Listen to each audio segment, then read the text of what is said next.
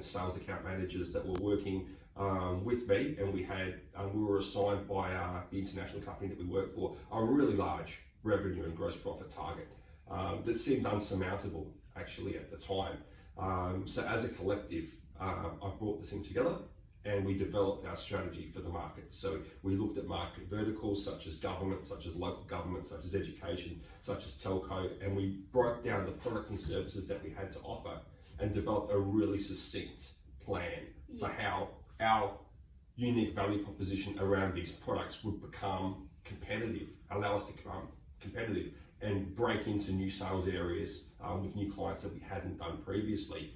And we would meet every 2 weeks to talk and evolve this strategy. It became living and breathing. Everybody felt empowered. They felt like they had skin in the game. And I went and did calls with them. So I didn't develop a strategy with these salespeople and push them out and say all the best. I went on sales calls with them. I did some of the high pressure presentations with them and sometimes on their behalf, so they felt supported, so they felt empowered, and so that they could become able to take the next step themselves and then become autonomous in their own right.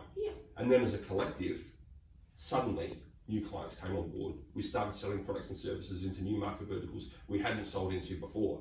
And then all of a sudden, this unsurmountable target that we had some 12 months earlier had become whittled away, met, and exceeded.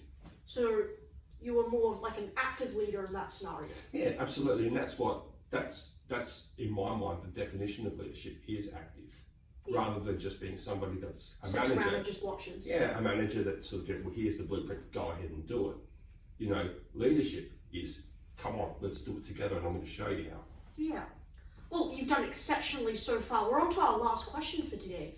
When you are old and when you look back in reflection, what do you feel is your life's most essential character strength? Like the one most important to where you are today?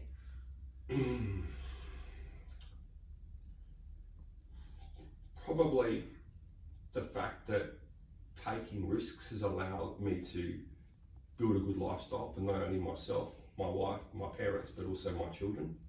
And I think on reflection, the ability to take chances, the ability to meet challenges is something that's really important. And I'm glad that I did that.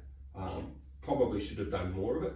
And that's where, you know, having access to the right mentor is really important as well.